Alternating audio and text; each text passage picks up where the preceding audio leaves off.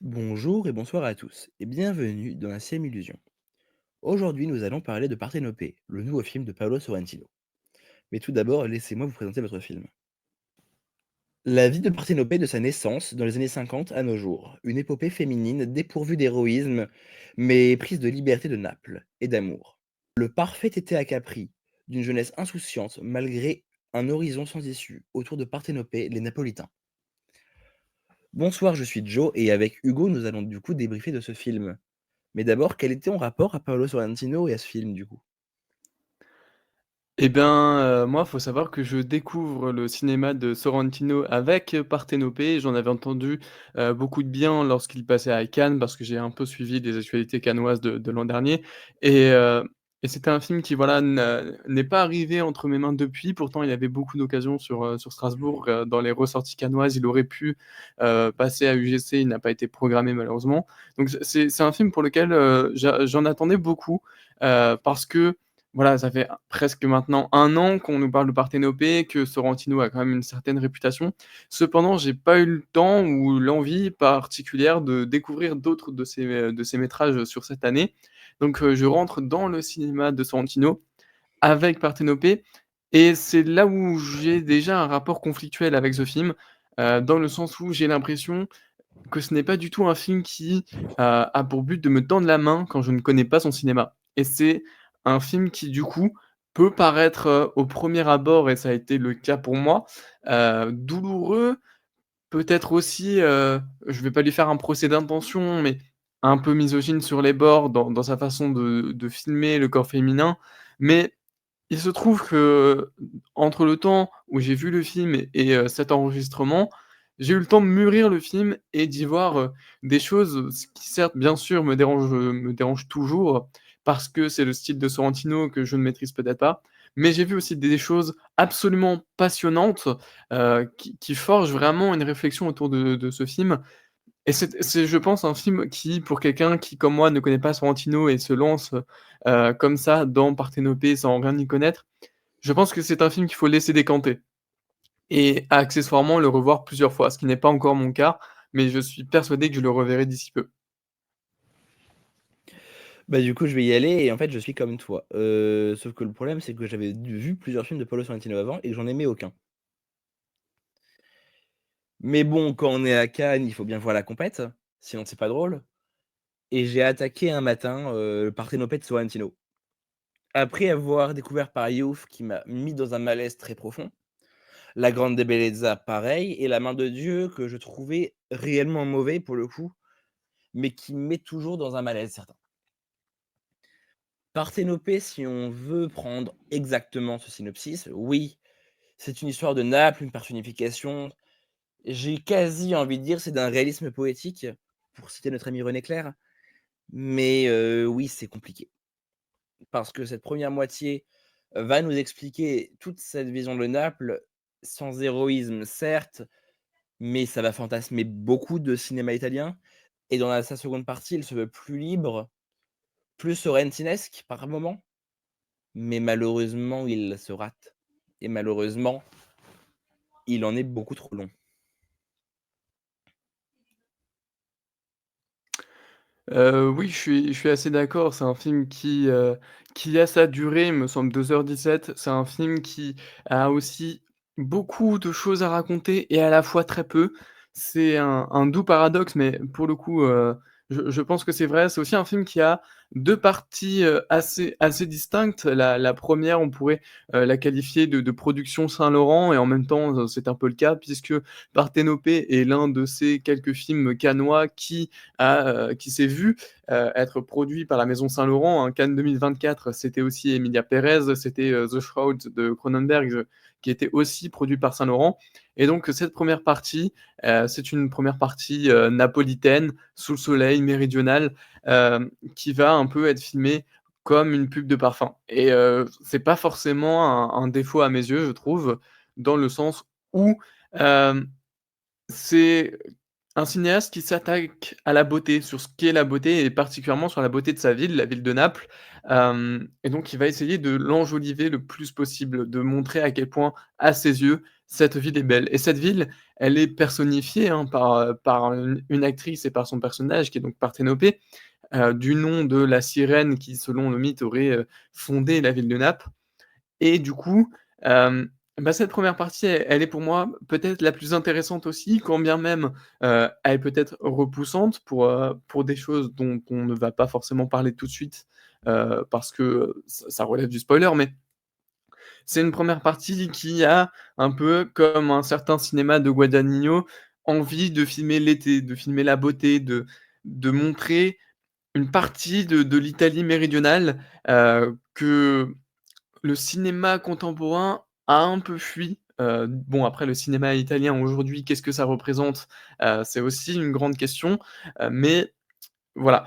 La deuxième partie du film, pour moi, elle est beaucoup plus malaisante. D'abord parce qu'elle est beaucoup plus longue et beaucoup plus dérangeante rien que de par sa longueur, mais c'est aussi effectivement une partie du film qui lâche les potards, qui abandonne tout ce qu'il avait fait et là où il était un peu dans la beauté au début, il se termine dans la laideur. C'est un film qui, voilà, va confronter son personnage et son actrice qui était un peu, la métonymie de la beauté dans ce film et qui va se retrouver là, ben, dans la laideur absolue avec, des séquences, des événements, qui sont que l'on peut facilement qualifier comme laids, sans trop en dire. Des événements incestueux, des espèces de rituels sexuels. C'est voilà, c'est pas du tout glamour comme pouvait l'être le début du film. Donc Sorrentino lâche les potards à ce moment-là et c'est plus sur cette partie-là où la note d'intention du film me questionne, me dérange aussi peut-être un petit peu. Qu'est-ce que Sorrentino veut nous raconter de tout ça? Qu'est-ce qu'il veut en faire? Et bah, c'est toujours une question qui reste en suspens chez moi, mais pour autant, il y a d'autres choses et on reviendra dessus, je vais te redonner la parole, mais il y a d'autres choses qui me passionnent. C'est là où je vais être d'accord avec toi, même si tu parles d'inceste, c'est lié à la première partie et non à la seconde. Et malheureusement, le film n'en fait pas l'apologie. Le film est très clair sur ce qu'il veut dire. Parthénopée, comme tu l'as dit, c'est la métonymie de la beauté, c'est elle qui va l'accueillir. Et malheureusement, par cette beauté, elle va aussi corrompre le monde autour d'elle. Tout le monde, à l'image de la ville de Naples, ne tournera et ne gravitera plus qu'autour de Parthénopée. Malheureusement, son frère également va en payer les frais, parce qu'il va en tomber amoureux, comme tous les hommes.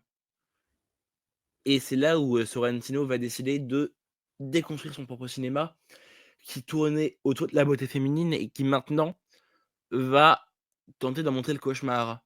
Qu'est-ce que c'est d'être un personnage féminin dans l'Italie des années 50, des années 60, 70, 80? Malheureusement, ça ne crée pas du tout d'engouement pour les hommes. Ça veut dire qu'ils ne seront que concernés comme des propres clones, dont seuls 2 pourraient réellement, heu, se détacher, dont un étant gay. C'est la première fois que Sorrentino va traiter ce diptyque-là, c'est intéressant. Malheureusement, cette seconde partie, comme tu le dis, on va aller dans du pur cinéma. Et c'est ça qui me dérange un peu, c'est que là où Parthénopée construisait l'humain tel un personnage de cinéma, il concerne le cinéma comme une période de vie. J'ai beaucoup plus de mal avec ça. Ça va citer du Kéros d'or, ça va citer même du théâtre grec directement, mais en se faisant la personnification du cinéma est une métaphore absolue. Dans sa seconde partie, j'ai beaucoup plus de mal. Ça Oui. va être long et parce qu'il traite l'humain dans la seconde partie comme une vie dans la première partie comme une vie. Une vie qui malheureusement s'arrête quand la mort arrive et en voulant dépasser la mort par le cinéma en seconde partie, pour moi, il en perd sa substance. Bah, oui, je suis assez d'accord avec toi. Il y a un 1er truc qu'on peut interroger, c'est ce rapport justement, aux hommes. Parce que Parthénopée, c'est un peu cette figure de la sirène, c'est cette figure aussi qu'on peut qualifier de vierge. C'est la femme vierge et c'est aussi l'incarnation de la beauté absolue. C'est finalement cette beauté-là qui va tenter d'aller corrompre un peu tous les hommes qu'elle côtoie, même si, ce n'est pas de sa propre volonté, c'est que tous les hommes qui la côtoient, qui la voient, sont ou deviennent corrompus et à partir de là, moi, ce qui me dérange, c'est que le film essaye de me faire croire, qu'un de ces personnages, celui joué par Gary Oldman et que tu as dit, est gay, heu, n'a aucun désir pour elle. Je dis pas que le personnage en a, je dis que Gary Oldman en a et que ça se voit beaucoup et à partir de là, bah, je trouve que encore une fois, le regard posé sur cette actrice, peu importe, l'homme qui la regarde, puisqu'on parle beaucoup aussi de caméras subjectives dans ce film, hein, ce sont essentiellement des raccords regards. Et bien, les raccords, regards qui sont faits avec le personnage de Gary Oldman me semblent tout aussi pervers que celui de n'importe quel autre homme du film, quoi. Et à partir de là, bah, ça pose peut-être une vraie question d'ordre, philosophique, c'est-à-dire, eh ben, est-ce que l'homme dans sa nature chercherait à assouvir peut-être cette femme-là? Quand bien même il serait soi-disant gay. C'est la question que l'on peut se poser, surtout que ce regard sur le corps, c'est aussi une question importante du film puisqu'il s'agit aussi, d'anthropologie, Parthénopée faisant des études, d'anthropologie et cherchant à savoir ce qu'est l'anthropologie. Il y a la question du regard sur le corps qui se pose tout le temps, que ce soit bien sûr, évidemment, tous les hommes qui vont regarder le corps de Parthénopée, mais également Parthénopée qui va regarder le corps des hommes. Et là, c'est peut-être un contre-champ intéressant puisque à un moment ou l'autre, elle va, croiser un curé qu'on ne peut pas enfin, c'est même plus qu'un curé, c'est un cardinal, il me semble, qui lui est un peu, tout l'inverse de Parthénopée. Il est disgracieux dans son physique, il est volontairement laid, heu et pour autant, elle va fricoter avec lui, sans trop en spoiler et elle va aussi croiser d'autres personnages sur la fin du film, justement, cette deuxième partie, qui représente encore plus cette vision anthropologique du regard sur le corps, mais cette fois-ci du corps déviant, du corps qui n'est pas dans les normes, du corps imparfait. Alors ça rejoint une grande thématique qu'entretiennent, bah, The Substance, qu'entretient, The Last Showgirl aussi, qui sont des films sortis récemment pour les citer. C'est cette question de la confrontation entre la vision du corps parfait et la vision du corps, entre guillemets «imparfait», si tant est qu'il existe. Et ben, j'ai l'impression que Sorrentino essaye de jouer de ça aussi, et c'est peut-être, là-dessus qu'il est le plus intéressant, même si, il ne s'attarde bien plus sur un côté que sur de l'autre et il est capable de magnétiser, vraiment, la beauté, mais alors là, Leder, il la filme comme quelque chose de vraiment repoussant. Et alors dans le propos, c'est là où ça me dérange, c'est que lui marque vraiment une distinction entre les 2, là où des films comme, The Substance ou The Last Showgirl qui, thématiquement se rejoignent aussi, et bien, c'est que ces 2 films étaient pour l'union du beau et du laid, pour, l'acceptation des 2. Là, j'ai l'impression que Sorrentino me fait un peu ce rejet-là et ça se voit aussi dans sa façon dont il filme les corps. Ce corps de cardinal, il est filmé comme un corps de Phrix, quoi. C'est un véritable un monstre, une créature, comme le sera le dernier corps que pour le coup je vais pas révéler parce que, ça relèverait vraiment du spoiler, mais ce dernier corps, il a aussi quelque chose de Freaks et donc c'est là où moi Sorrentino me dérange un peu dans son male gaze, non pas que le regard qu'il porte sur la femme, heu, soit parfait. Je le trouve aussi parfois un peu dérangeant dans le sens où, dans, ce questionnement sur la beauté et ben, il en fait peut-être un petit peu trop sur ce regard, sur, les choses qu'il montre, hein. Il n'hésite pas à exhiber son actrice, parfois même un peu, gratuitement, car, le personnage de Parthénopée est tout à fait consciente de sa beauté et en joue parfois. Ceux qui ont vu le film, vous savez cette scène avec le jardinier un petit peu gratuite aussi.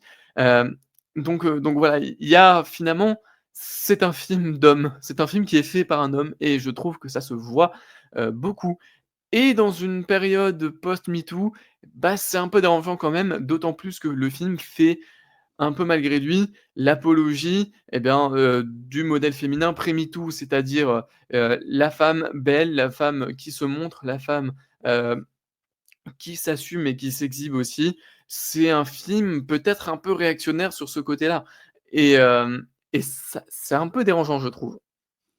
Ben, je vais te répondre là-dessus. Tout d'abord sur la caméra, subjective et ce regard et l'anthropologie. Pour moi, le film traite ici l'anthropologie comme le cinéma.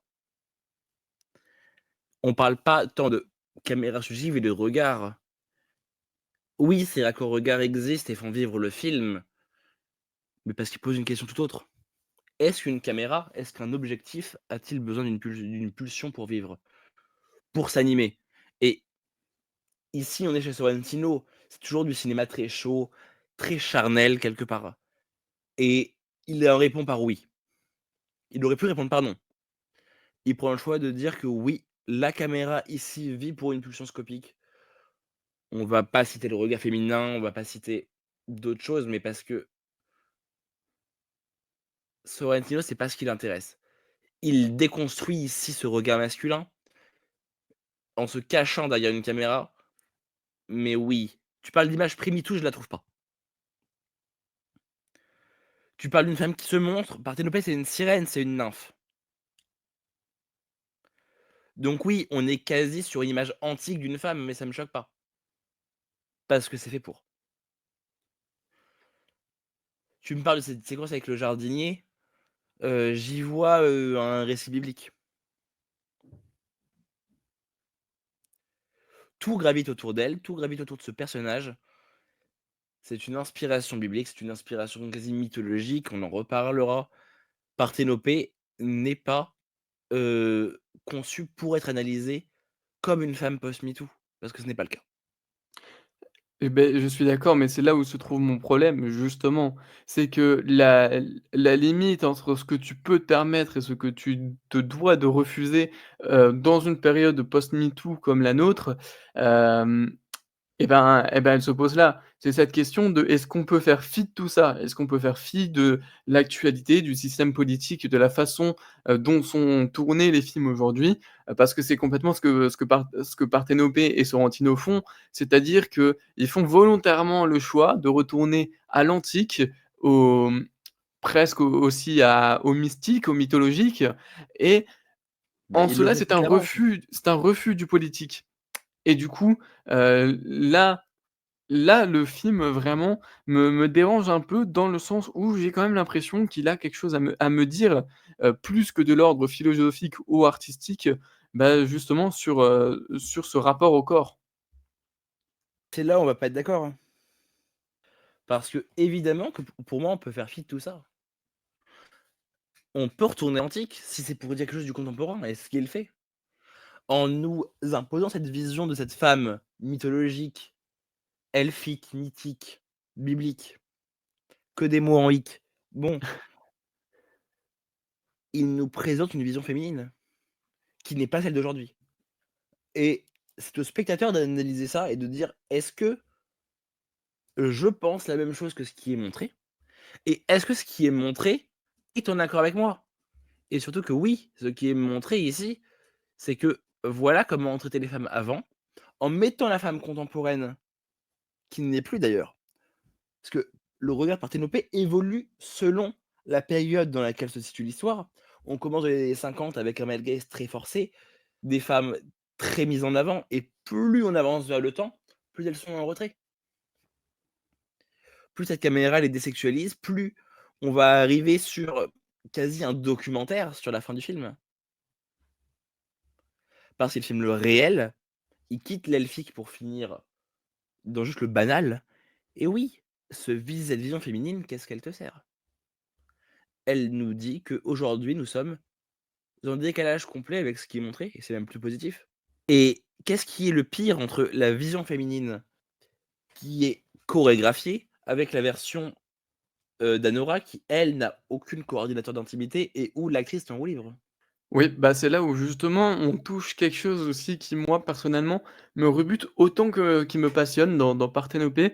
C'est-à-dire que j'ai l'impression de voir d'abord un récit féminin, je n'emploie volontairement pas le terme féministe, mais un récit féminin extrêmement balisé de, cette femme extrêmement belle qui est, heu, vue par tous les hommes comme une femme extrêmement belle depuis sa majorité, même par son frère, hein, on n'en a pas parlé, mais il y a un caractère, incestueux et tu m'avais dit en off que c'était, le propre de Sorrentino, mais ce que je vois dans ce film, Si tu c'est veux, justement Sorrentino, son précédent film, La main de Dieu, il s'est et c'est tellement dur à dire parce que c'est tellement dur à concevoir, que dans La main de Dieu, il sexualise à outrance sa tante parce qu'il voulait se la faire. Oui, mais du coup, pour pas perdre le fil, je suis désolé, on rebondira là-dessus, mais je vais rebondir sur l'idée que j'étais en train de développer parce que je suis en train de la perdre. Heu, c'est du coup, j'ai l'impression de voir un personnage féminin qui, comme tu l'as dit, au fil des années, au fil des décennies, se fait désexualiser par la caméra. Ce qui, en soi est, je trouve, une bonne chose.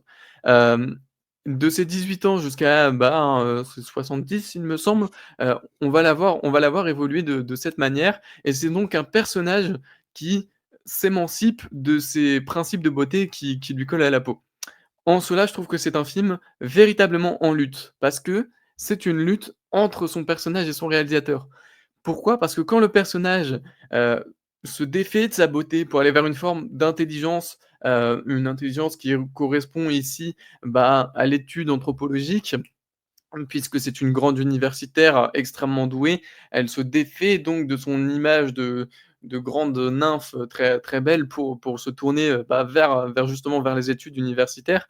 Sauf que de l'autre côté, j'ai l'impression que ce personnage-là qui s'émancipe, qui a son propre récit autonome, est handicapé par son réalisateur.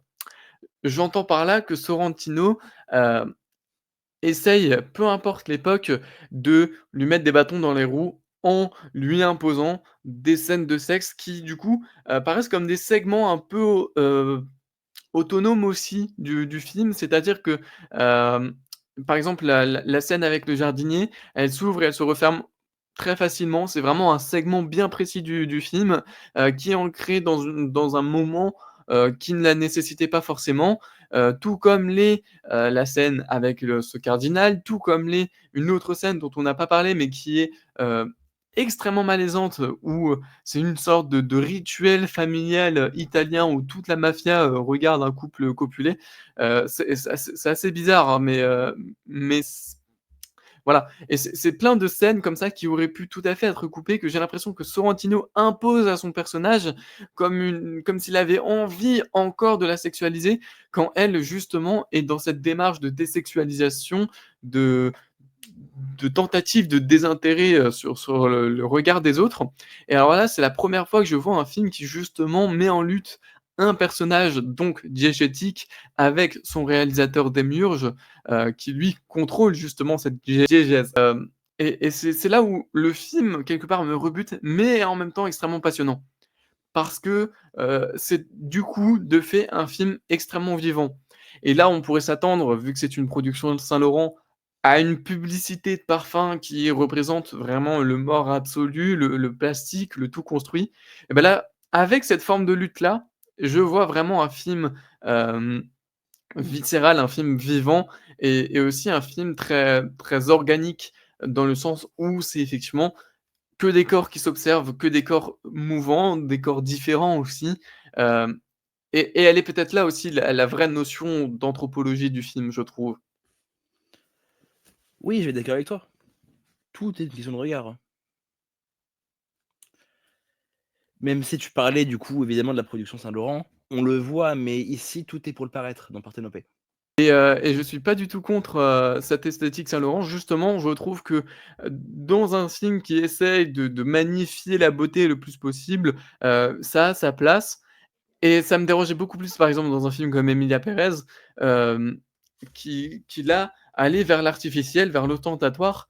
Là, comme je le disais, avec cette question de lutte, on est sur un film très organique, sur un film qui vit, qui grouille, hem et là, justement, cette esthétique-là, je ne l'aperçois pas comme quelque chose de froid et de clinique.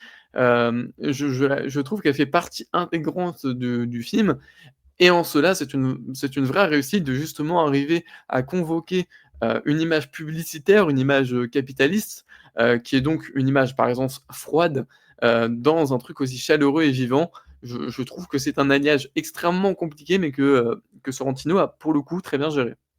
Et je vais être d'accord avec toi parce que l'esthétique Saint-Laurent est extrêmement intéressante à adapter.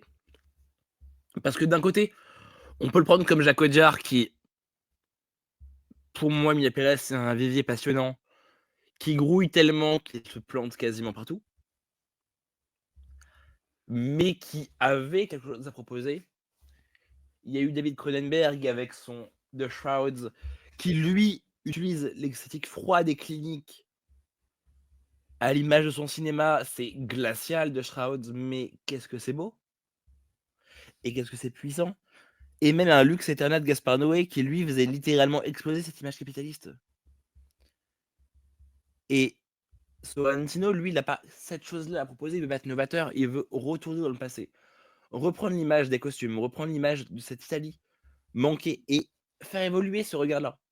Et un regard quasi anthropologique parce qu'on part quand même de la mythologie, les nymphes, les sirènes, ce qui va créer Naples, ce qui va graviter autour de Naples pour arriver ensuite vers la réalité, vers le but de Victor Osimhen. Et cette explosion qui est une explosion réelle qui a été filmée à Naples. Donc c'est là où le film ne me perd pas. Et bah, moi je pense que si le film me perd, c'est justement parce que, je ne connais pas Sorrentino. Je pense que c'est un peu, un film, somme dans le sens où tout ce qui fait le cinéma de Sorrentino se retrouve dedans et je ne connais pas le cinéma de Sorrentino donc je n'arrive pas peut-être à lire ce film et à le comprendre. Peut-être que je me trompe et tu iras, totalement contre moi, je ne sais pas, mais j'ai vraiment l'impression que c'est un film qui est comme un manifeste, esthétique et thématique de Sorrentino et pour le coup, c'est pas un film qui tend la main. C'est pas un film qui va chercher des novices, bien au contraire, c'est je pense, ceux qui ne connaissent pas Sorrentino qui vont être le plus rejetés par cette œuvre, parce que justement, il est facile d'y voir un film misogyne, il est facile d'y voir un film aussi, heu incestueux, en même temps, c'est le cas.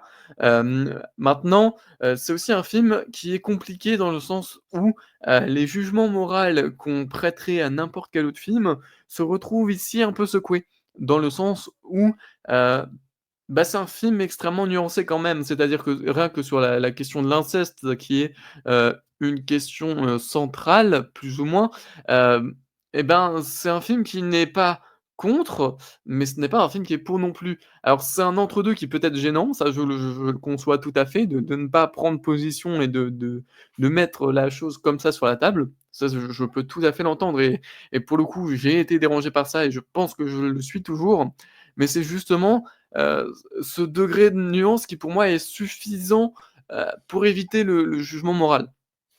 Dans le sens où, effectivement, c'est un film qui ne prend pas parti, donc c'est une facilité de ne pas prendre parti sur ceux qui filment, Et je mais suis en d'accord même avec toi. temps, quand on connaît le cinéma de Sorrentino et de ce que tu m'as dit, c'est quelque chose d'assez inévitable dans son cinéma.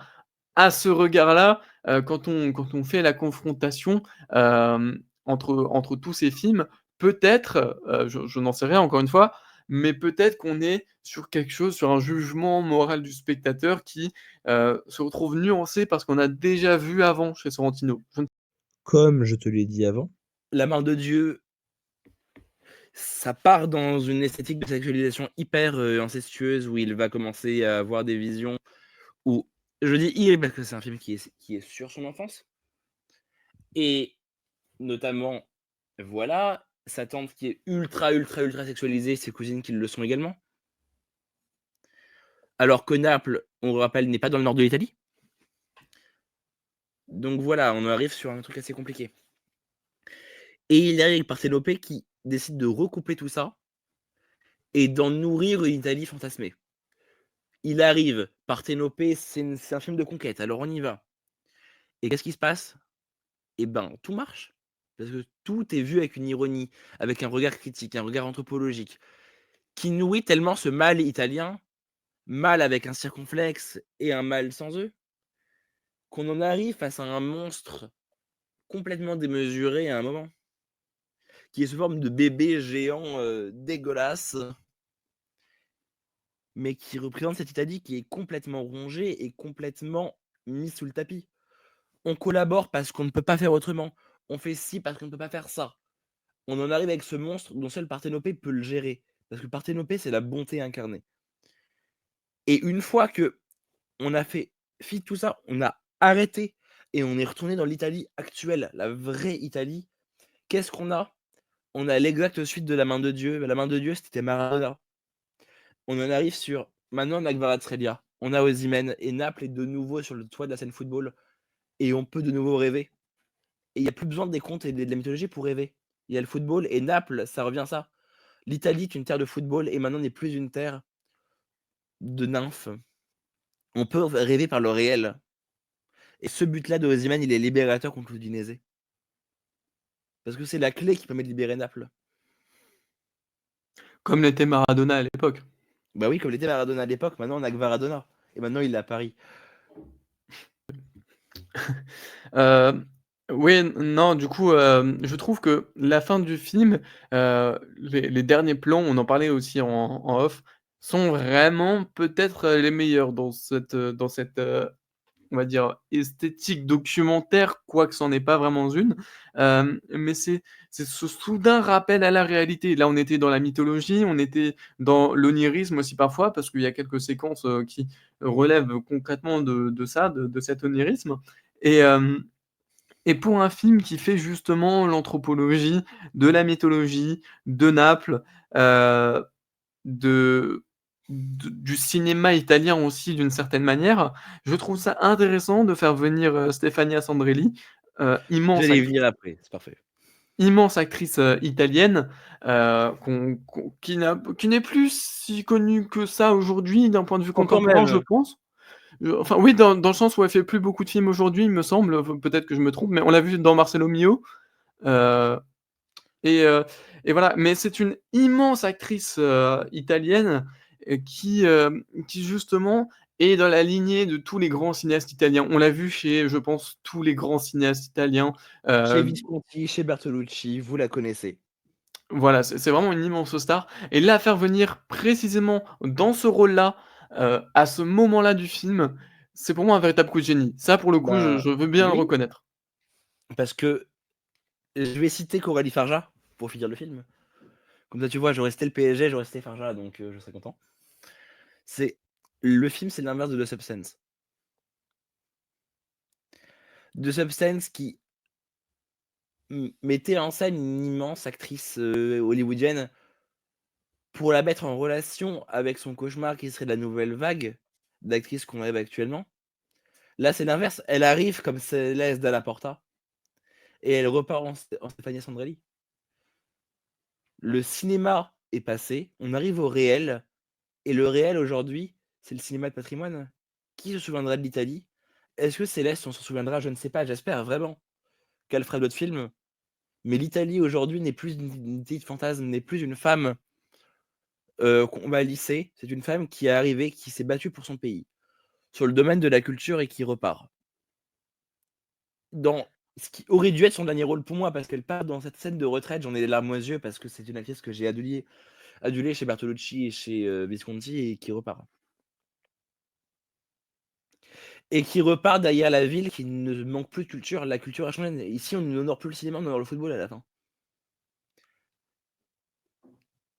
Et j'espère en voir, bien, à savoir qu'il il sépare le personnage de cinéma et le cinéma qui est un art un peu plus bourgeois en Italie parce que maintenant, à cause de la crise Covid, il y a beaucoup de salles enfermées.